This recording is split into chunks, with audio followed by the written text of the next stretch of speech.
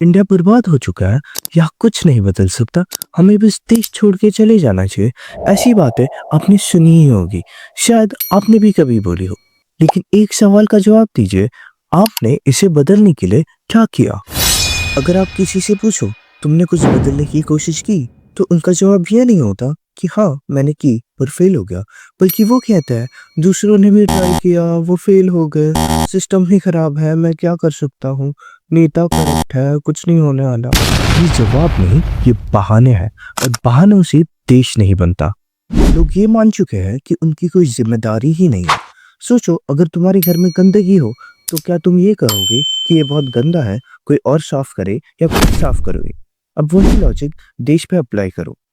लोगों को सुधार चाहिए पर खुद एक कदम नहीं उठाना चाहते। ये लोग चाहते हैं कि रोड कोई और ठीक करे, शिक्षा कोई और सुधारे, कचरा कोई और उठाए, भ्रष्टाचार कोई और रोके, और खुद खुद घर पे बैठ के टीवी चैनल्स पे न्यूज़ डिबेट्स दिखेंगे और सिर हिलाते हुए कहेंगे कि इस देश का कुछ नहीं हो सकता। ये है असल समस्या, और इससे भी बड़ी दिक्कत स्वार्थी सोच। आज ज्यादातर लोग सिर्फ अपनी सुविधा का सोच रहे हैं। माँ बाप कहते हैं पॉलिटिक्स में मत जाओ, ये गंदा है। लोग रूल्स तोड़ते हैं और ये सोचते हैं कि ये मेरी प्रॉब्लम नहीं है, कोई और देख लेगा। अगर पुलिस को रिश्वत दे के बच सकता हो तो क्यों ना दूं?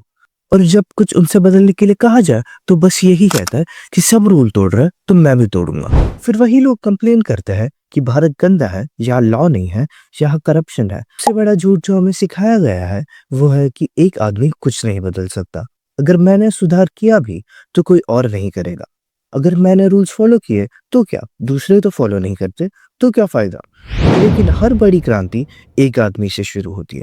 सोचो, अगर गांधी जी सोचते कि एक आदमी कुछ नहीं बदल सकता तो आज भी हम ब्रिटिश रूल में होते। अगर अंबेडकर सोचते कि समाज बदलने लायक ही नहीं है तो आज भी दलित के पास अधिकार नहीं होता। और एपीजे अब्दुल कलाम सोचते कि करप्शन हर जगह है तो भारत के मिसाइल प्रोग्राम का जन्म ही नहीं होता। और सबको पॉलिटिक्स में आने की जरूरी नहीं है, लेकिन आपकी भी कुछ जिम्मेदारियां हैं। ट्रैफिक रूल्स फॉलो करो, रिश्वत देना बंद करो। करप्शन तब रुकेगा जब हम उसे बढ़ाना बंद करेंगे।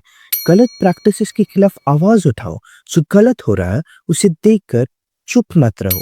पब्लिक प्रॉपर्टी की इज्जत करो। बस, ट्रेन, सरकारी बिल्डिंग्स को तोड़ने से और गंदा करने से कुछ नहीं मिलता। और सबसे इम्पोर्टेंट, समझदारी से वोट दो। सिर्फ जाति या धर्म के नाम पे वोट मत दो। वोट इस बात पे दो कि आपकी कॉन्स्टिट्यूएंसी को कौन बेस्ट रिप्रेजेंट करेगा, डेवलपमेंट और पीस इंश्योर करेगा। अब आप चाहते हैं कि उनके बच्चे पॉलिटिक्स ज्वाइन ना करें, लेकिन अगर अच्छे लोग पॉलिटिक्स ज्वाइन ही नहीं करेंगे और हम अगर अच्छे लोगों को वोट ही नहीं देंगे तो ये देश आगे कैसे जाएगा? तो अगली बार अगर तुमसे कोई बोले कि भारत डूम्ड है तो सिर्फ उनसे ये पूछना कि तुमने इसे बदलने के लिए क्या किया, और अगर जवाब कुछ नहीं आता है तो ये भी उसी प्रॉब्लम का पार्ट है। बस मैं एक कोट के साथ एंड करना चाहूंगा, be the change you want to see in the world. जय हिंद, जय भारत।